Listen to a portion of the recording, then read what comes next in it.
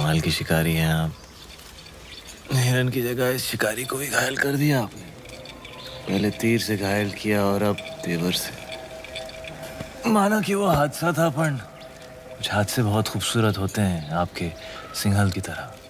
जहां देखो वहां आंखें अटक जाती हैं। वैसे हम इतनी देर से बातें कर रहे हैं, पर हम आपके बारे में कुछ नहीं जानते, आप हमारे बारे में कुछ नहीं जानते।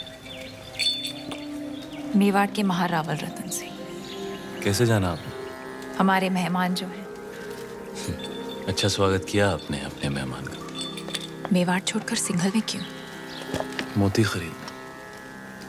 यहाँ मोती बिकते नहीं, किस्मत से मिलते हैं। जैसे आप मिल गई। कुछ बताइए अपने बारे में, कौन है आप, क्या नाम है आपका? यहाँ का पत्ता पत्ता हमारा नाम जानता है, पूछ लेना।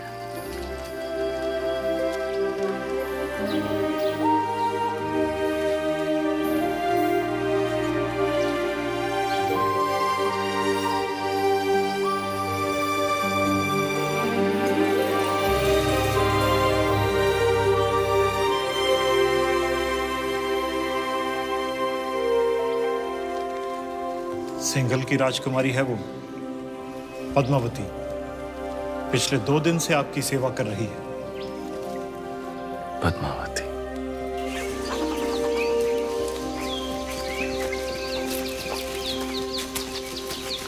क्षमा मांगते हैं रतन सिंह जी। सिंघल में आपका ठीक से स्वागत तो कर नहीं पाए और आते ही पद्मावती ने आपको घायल कर दिया। बहुत बड़ी भूल हो गई हमारी बेटी से। भूल हमारी थी गंधर्व सिंह जी, पद्मावती की नहीं। शिकार करते हुए हमारी नजर उन पर पड़ी, हम ही दबे पांव उनके पीछे पीछे गए और तीर भी हमें ही लग गया। चलिए हम आपको लेने आए हैं, वापस महल में पधारें। महलों में तो बहुत रह लिए, यहाँ की सादगी हमें बहुत अच्छी लग रही है। अगर आपको बुरा ना लगे तो हम कुछ दिन यहीं रहना चाहेंगे। रतन सिंह जी, मेहमान बनकर आप आए थे यहाँ, अब लगने लगा है हमारे परिवार का हिस्सा है। हम चाहते हैं कि आप सिंघल से मोती लेकर जाएं, गाँव नहीं।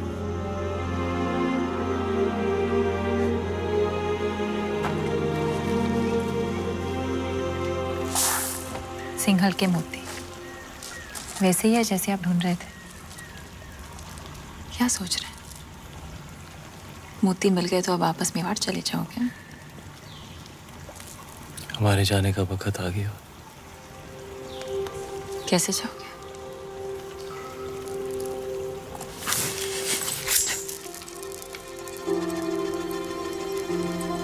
घाव जो नहीं भरा।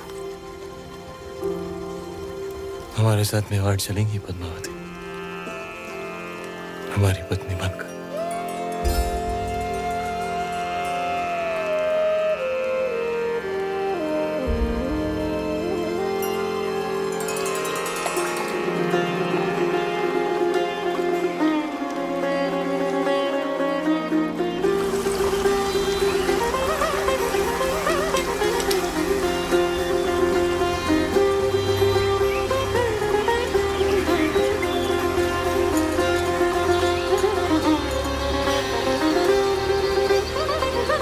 राजकुमारी पद्मावती ने अपने पिता राजा गंधर्व सिंह का आशीर्वाद लेकर रावल रतन सिंह से ब्याह किया और दोनों चित्तौड़ की ओर चल पड़े।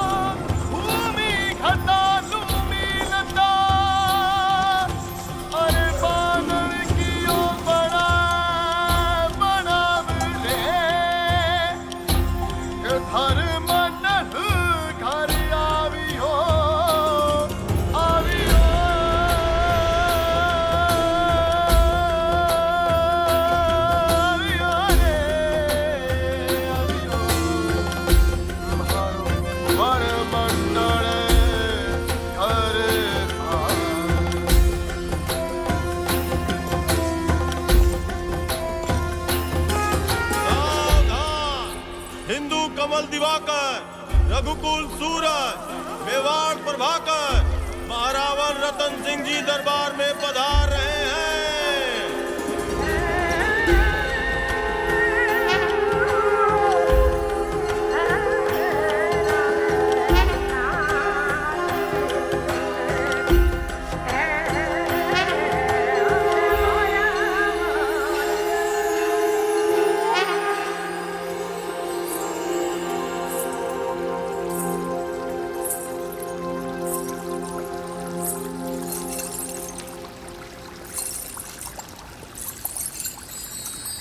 बोलो महारानी पद्मावती की, महाराणा रतन सिंह की, महारानी पद्मावती की, महाराणा रतन सिंह की।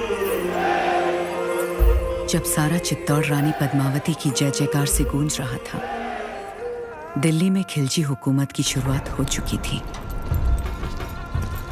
सिपहसालार जलालुद्दीन ने सल्तनत से बगावत कर सुल्तान हिंद का ताज अपने सर पहन लिया था। सुल्तान हिंद जलालुद्दीन खिलजी, सुल्तान हिंद जलालुद्दीन खिलजी।